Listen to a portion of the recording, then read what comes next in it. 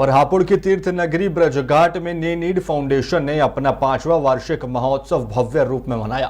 कार्यक्रम में मुख्य अतिथि के रूप में कल्की धाम पीठाधीश्वर आचार्य प्रमोद कृष्णम शामिल हुए। वहीं नीड फाउंडेशन के पदाधिकारी ने आचार्य प्रमोद कृष्णम को पटका पहनाकर और मां गंगा का स्मृति चिन्ह भेंट कर सम्मानित किया।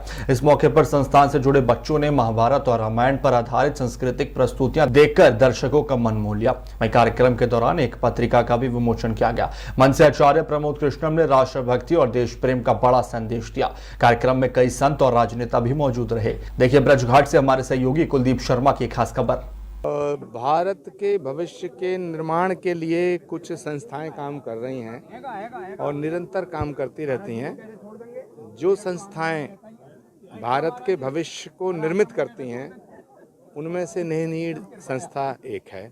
मैं नीड के इस कार्यक्रम में आज आया और इनको पूरी शुभकामनाएं देता हूं और ऐसी ही संस्थाओं के मिलकर कार्य करने से भारत का नवनिर्माण होगा। जो प्रधानमंत्री नरेंद्र मोदी जी का विजन है, जो उनका दर्शन है कि भारत के भविष्य को बहुत सशक्त बनाना है, दूरदर्शी बनाना है, तो वही कार्य नीड कर रहा है। विपक्ष भारत को बांग्लादेश बनाना चाहता है और ये भारत के लोकतंत्र का दुर्भाग्य है।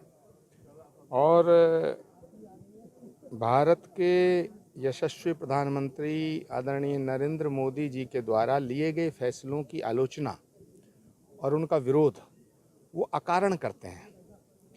मुझे तो आशंका है कि अगर नरेंद्र मोदी जी किसी दिन ये कह देंगे कि सूर्य पूरब से उगता है, तो राहुल गांधी जी और उनकी सारी टीम कहेगी कि नहीं, नरेंद्र मोदी जी गलत कह रहे हैं।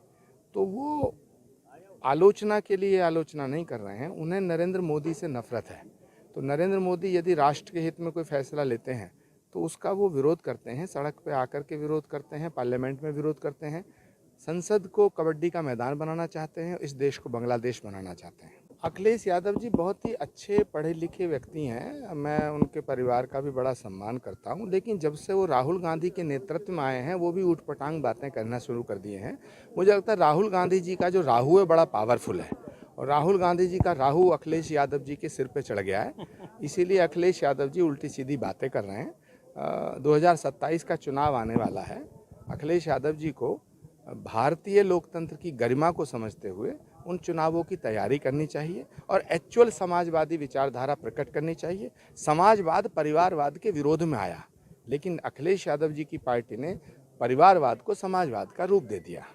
मस्जिद बनाने से, चर्च बनाने से हमें कभी कोई आपत्ति नहीं है। मस्जिद बनाई जाए, हज़ारों मस्जिदें हैं, एक और बन जाएगी, लेकिन लुटेरों के नाम पे मस्जिद नहीं बननी चाहिए।